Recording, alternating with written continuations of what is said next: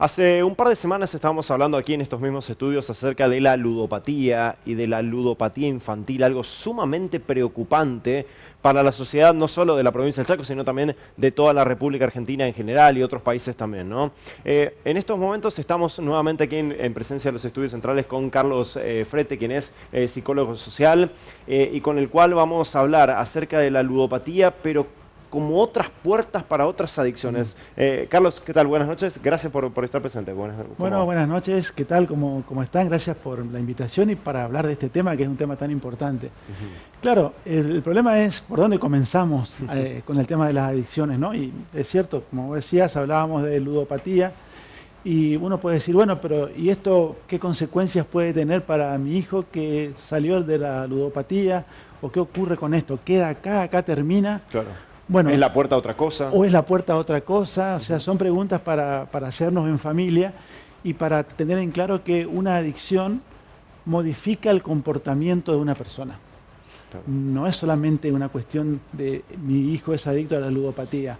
El problema es que aquí hay un problema de conducta que tiene que ver con un trastorno de la conducta, la OMS lo plantea así, donde hay una dificultad para el control de los impulsos, que va a generar modificaciones a nivel neurológico, a nivel psicológico, a nivel físico y a nivel social.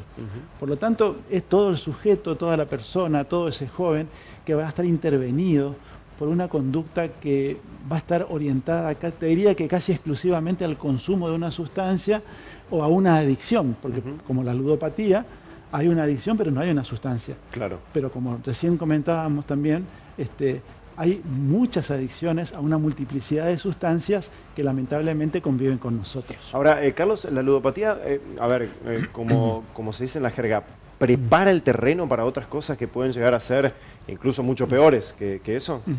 Yo creo que de alguna manera es un disparador frente al tema que recién mencionaba, que tiene que ver con la conducta de la persona. Es una puerta de entrada, pero no es la única. Claro. También el alcohol lo es. Sí. Digamos, ¿no? Y hay muchísimo consumo de alcohol y el alcohol claramente es una puerta de entrada para esta dificultad de controlar los impulsos, para la dificultad de decir que no ante una situación de riesgo. Ejemplos, embarazos adolescentes, ejemplos, transmisión de enfermedades de transmisión sexual que hasta hace tiempo atrás no estaban tan presentes, como la sífilis, como la gonorrea, como el papiloma, entre otros. Pero también acá hay otro elemento muy importante a tener en cuenta, que es justamente la violencia, que está asociado también al consumo de sustancias y a las distintas adicciones que hoy conviven con nosotros en nuestra sociedad. Ahora, Carlos, por ejemplo, una persona, un joven, vamos a poner un ejemplo, un niño, un adolescente, ¿no? Sí. Que lamentablemente se ha descubierto, ¿no? Se ha diagnosticado ludopatía o que es tendiente justamente a esto. Lamentablemente puede obviamente entrar a otras cosas. ¿Cómo lo puede hacer? Sí, y claramente pasa, digamos, ¿no? O sea, uno es la asociación con el alcohol, que como decíamos en el encuentro anterior, era algo que estaba asociado siempre al ludopa clásico, en la ludopatía clásica, donde había alguien sentado tomando. Claro, en una mesa, digamos. O en una mesa, ¿no? O sea, hoy vemos jóvenes que son adictos a juegos que se dan a partir del teléfono celular o de la computadora, sí. Y el riesgo que está apareciendo asociado a esto es la pornografía. Ajá. Entonces encontramos, ¿por qué? Porque son personas que están todo el tiempo metidas en las redes. Aquí hay una modificación de la conducta, hay mayor ansiedad, hay sedentarismo, hay aislamientos y hay una búsqueda permanente de ver qué encuentro para poder estimularme, para poder sentirme mejor. Aparece entonces una idea fantaseada de creer que, bueno, si no es esto, es otra cosa. Pero hay como un proceso complementario que dice, bueno, está bien, no voy a jugar más, pero me quedo enganchado con los jueguitos, digamos, o me quedo enganchado con la pornografía, o puedo también irme a otras adicciones con sustancias que son todavía tanto más o más graves que la ludopatía, digamos, ¿no? Las adicciones, no hay diferencia entre una adicción a una sustancia o adicción a un comportamiento. Lo que sí es cierto es que el cerebro de esa persona, la parte psíquica, psicológica del individuo, la parte física y las relaciones sociales que establece a partir de esta situación y de esta posición, van a ser problemáticas. Por eso hablamos de consumos problemáticos, ¿no? Claro. Ahora, Carlos, ¿se puede cortar a tiempo eso antes de pasar a otra instancia, por así decirlo? ¿O cómo se hace para cortar a tiempo? Sí. Bueno, muy buena pregunta, digamos. La pregunta del millón es, ¿pero qué hacemos como sociedad, como padres? Y prevención primaria.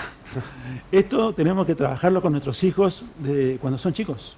Claro. A partir de lo que decimos como padres, también a partir de nuestra conducta como padres. Nos miran muchos nuestros hijos, mucho más de lo que nosotros creemos. Sí. Pero también tenemos la escuela, también tenemos los distintos lugares de encuentro. Hablo de clubes, hablo de grupos, donde podemos trabajar esto para poder comenzar a tomar real conciencia de la gravedad que tienen las adicciones hoy en nuestros hijos. Eso es prevención primaria, prevención psicosocial, hablar de esto para poder entender la gravedad. En segunda instancia, bueno, mi hijo ya está en situación de adicción, ¿qué hago? ¿Es tarde ya ese momento? No, no, hay que tratarlos. Bien. Pero no de cualquier manera, porque la pregunta es, ¿puede salir mi hijo de la droga? Sí, puede salir. ¿De cualquier manera? No. ¿Qué necesitamos? Un equipo interdisciplinario, tratamiento, con personas que conozcan del tema, serios, responsables, porque mi hijo no se hizo adicto de un día al otro, pero tampoco va a poder salir de las adicciones de un día al otro. Claro. Es parte de un proceso que va a llevar tiempo, como mínimo 9 meses de un tratamiento o más, pero va a depender de muchos factores. Va a depender de la persona, de la modalidad de consumo, de la combinación de sustancias, de las secuelas que ya tenga a partir de los determinados consumos. Y el otro elemento que es sumamente importante es la familia, la contención. ¿Qué vemos nosotros? Que cuando viene una persona a tratarse y tiene un núcleo continente, familia, pareja, amigos, muchos vienen acompañados por sus amigos, claro. Tienen mayor posibilidad de ser más resilientes ante la situación que le produce una adicción. Ahora, Carlos, la verdad es un tema realmente muy amplio, sí, muy preocupante la situación que estamos viviendo como sociedad. Sí. Ahora, la pregunta del millón, y digo, ¿por qué no se habla de esto? ¿Por qué se habla tan poco de esto? Hablamos muy poco de esto, pareciera ser que está como en un cuarto o quinto lugar ante todas las otras situaciones que también son necesarias de hablar y que vemos que están de alguna manera un poco más visibilizadas, ¿no? Porque creo que es un tema vergonzante a veces para la familia, porque hay mucho estigma, porque a veces es mejor no hablar de esto. En alguna medida también a veces es parte del secreto familiar, que nadie se entere, que nuestro hijo. Entonces viene la tía de Buenos Aires, che, ¿y Pedrito? No está, claro. No está descompuesto, no va a salir. Es decir, no estamos haciendo visible algo que necesita muchísima visibilidad. Que es decir, estamos ante un problema que es personal, que es familiar, que es social y necesita de todos nosotros. Y claramente es muy importante lo que hace el canal, visibilizar esta situación. Es muy, pero muy primordial para poder comenzar a ver de qué manera podemos disminuir la gran cantidad de personas que hoy se encuentran en situación de adicción. Y hay que entenderlo, que hay que tratarlo, Carlos, como una enfermedad. Porque, a ver, por ejemplo, tratamos no sé, acabamos de pasar el mes de octubre, el mes rosa, grandes concientizaciones, por ejemplo, con el cáncer.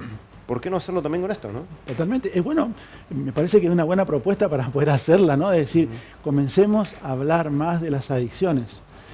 ¿Qué es hablar un poco de lo que nos pasa a nosotros como personas, como familia y como sociedad? Y me parece que a veces el inconveniente está dado ahí, ¿no? Nos cuesta mucho hablar de que tenemos que generar cambios en los roles como padres, que tenemos que generar cambios también con respecto al tema del alcohol en menores, que tenemos que generar cambios con respecto a las relaciones que establecen hoy los chicos desde noviazgos, por ejemplo, que son problemáticos o que son violentos. Es decir, las adicciones son de alguna manera la resultante de un proceso que hace mucho tiempo se viene gestando en nuestra sociedad y que no estamos atendiendo. Claro. Es decir, no lo estamos haciendo visible. Carlos, te queremos agradecer muchísimo por estar presente aquí en los estudios. Siempre es corto, lamentablemente, el tiempo en televisión para hablar de estos temas que son tan importantes, pero bueno, no va a faltar oportunidad de poder volver, ¿no? Muchísimas gracias, gracias por la invitación y por hacer visible esta temática tan importante. Muchas gracias, Marcos. Por favor, gracias a vos. Carlos Sofrete, quien es psicólogo social, presente aquí en los estudios de Canal 9 nuevamente, para hablar de las adicciones, un tema tan pero tan importante y tan preocupante para toda la población. Esta vez de la ludopatía, que puede llegar a ser la puerta para otras adicciones, inclusive mucho peores.